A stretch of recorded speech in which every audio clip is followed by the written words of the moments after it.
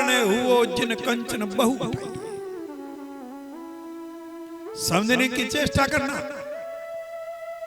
जाम्बोजी भगवान इस सत्य के राह पे चलने वाले साधक का जीवन कितना परिमार्जित होना चाहिए, कितना संस्कारित होना चाहिए।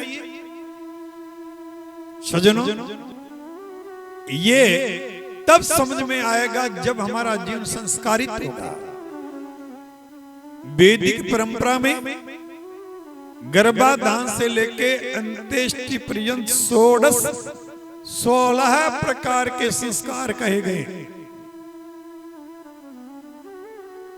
लेकिन हमारी जामहानी परंपरा में जाम्बोजी भगवान ने उन 16 संस्कारों में से 4 संस्कारों को मान्यता दी है। जाम्बोजी भगवान ने 16 संस्कारों का इन 4 संस्कारों में मर्ज कर दिया। 4 संस्कारों को मिला करके जाम्बोजी ने एक संस्कार बनाया।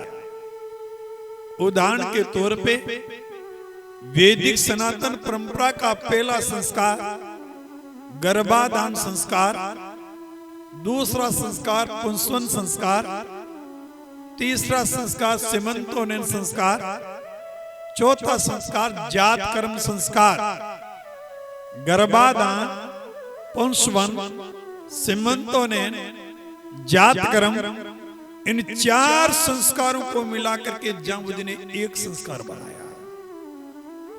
फिर 4 संस्कारों को मिला के दूसरा संस्कार बनाया। फिर 4 संस्कारों को मिला के तीसरा संस्कार बनाया। फिर 4 संस्कारों को मिलाकर के चौथा संस्कार बनाया। क्यों? सज्जनों, सामान्य दृष्टि से अगर देखोगे वैदिक परंपरा के 16 प्रकार के संस्कार हिंदू समाज में अगर सर्वाधिक संपन्न होते हुए इन संस्कारों को देखोगे तो जितने प्रहलादपंथी विष्णु समाज में देखने को मिलेंगे इतने आपको इतर समाज में देखने को नहीं मिलेंगे। लेकिन जाम्बोजी भगवान ने उनको संस्कारों के रूप में मान्यता नहीं दी। अपने यहाँ कोई भी संस्कार संपन्न होता है तो पहले अपने इष्ट मित्रों को न्योता देते हैं, निमंत्रण देते हैं। चाहे सूत्र का संस्कार हो, विवाह शादी का संस्कार हो, अंत्येष्टि का संस्कार हो, हम क्या करते हैं? संस्कार के समय पहले अपने संबंधियों को निमंत्रण देते हैं, यज्ञ का आयोजन करते हैं, अमृत में पहाल बनता है। यज्ञ की ज्योति की साक्षी में अमृत में पहाल के माध्यम से हमारे यहां संस्कार संपन्न होते हैं। ये प्रक्रिया केवल इन 4 संस्कारों में देखने को मिलती है। उदाहरण के तौर पे बच्चे का जब अपन नाम रखते हैं 16 संस्कारों में उसका नाम है नामकरण संस्कार। जिन समाजों में यह परंपरा जिंदा है वो अपने इष्ट मित्रों को आमंत्रित करते हैं, भोज का कार्यक्रम रखते हैं, यज्ञ का आयोजन करते हैं।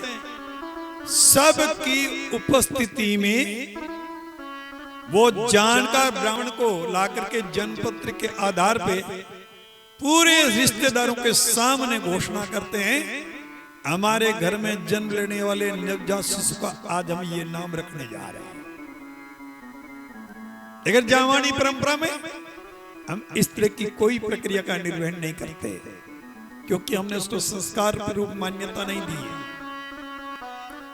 कर्ण वेद संस्कार मारवाड़ में चले जाओ, जोधपुर, बीकानेर, जैसलमेर, बाड़मेर, जालोर, भीनमार, पाली, इस क्षेत्र में ये विष्णु बहुल क्षेत्र, एक भी लड़का एक भी लड़की ऐसे नहीं मिलेंगे जिनके कान बिन देवे ने हो इसको कहते हैं कर्ण वेद संस्कार। क्या कहते हैं इसको? 16 संस्कारों में एक संस्कार है कर्ण वेद संस्कार। लेकिन समाज में संस्कार के रूप में मान्यता नहीं है। अपने यहां 30वें दिन जब सूतक का संस्कार करते हैं, परशुता स्त्री कमरे से बच्चे को बाहर लेकर के आती सूर्य के सामने, उसको वैदिक परंपरा में कहते हैं निष्कर्मण संस्कार।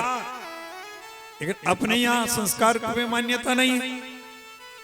मां दूध पिलाते पिलाते 6 महीने में 12 महीने में पहली बार जब बच्चे की जीभ पे अन्न स्पर्श करती है, खीर, चूरमा, दही, कुछ भी पहली बार जीभ पे जब रखती है, उसको कहते हैं अन्नप्राशन संस्कार।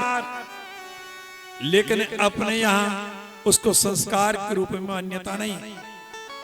मेरे कहने का भाव, ये सारी प्रक्रियाएं समाज में देखने को मिलती होती है, लेकिन उनको हमने संस्कार के रूप में मान्यता नहीं दी। सज्जनों, आप लोगों को याद हो 11वें अधिवेशन से पहले पूरे राजस्थान में एक रथ यात्रा निकाली गई थी समाज सुधार के अभियान।